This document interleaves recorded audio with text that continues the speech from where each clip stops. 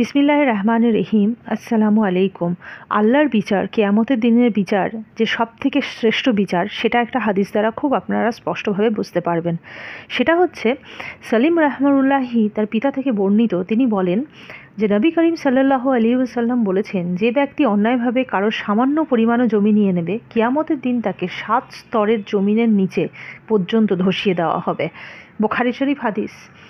কোনো ব্যক্তি কারোর জমির অংশ অত্যাচার করে ছিনিয়ে নিলে তার পাপ। তো এই জিনিসটা যদি আমাদের সঙ্গে হয়ে থাকে বা আমাদের আশেপাশে হয়ে থাকে বা সমাজে কোনো মানুষের সঙ্গে হয়ে থাকে, এটা হয়, আমরা দেখতে পাই হয়। তো তখন যদি আমরা নিজেদের মনকে বুঝিয়ে আমরা যদি সাবুর করি, কিয়ামতের দিনের ওপর আল্লাহর ওপর বিশ্বাস রেখে, তো আল্লাহ এটা বেস্ট প্ল্যানার এবং বেস্ট উনি জাজমেন্ট করবেন সেদিন, যেদিন কিয়ামত হবে। আমরা বেস্ট আজার পাবো সেদিন। তো যে ব্যক্তি অন্যায় করবে তাকে 7টা স্তর জমিনের নিচে ধসিয়ে দেওয়া হবে। এটা ভাবাই যায় না। তার কারণ একটা স্তরই তো কত গভীরতা, সেখানে 7টা স্তরে জমিনের নিচে যে ধসে যাবে না, তখন সে ভাববে যে কাশ আমি যদি আবার ফিরে যাই, যার জমি তাকে ফিরিয়ে দেবো।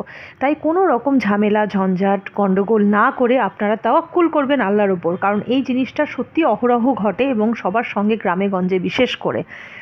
তাই বলি, আল্লাহর উপর তাওয়াক্কুল রেখে, বিশ্বাস রেখে আপনারা ধৈর্য ধারণ করুন এবং এই হাদিসটা সবসময় মনে রাখবেন যে এটা করেছে আজ হয়তো সে খুশি, কিন্তু কিয়ামত মৃত্যুর পরে যখন আসবে তার, তখন সে বুঝতে পারবে যে কত বড় অন্যায় এবং কত বড় কঠিন সিচুয়েশনের মধ্যে সে নিজেকে ফেলেছে।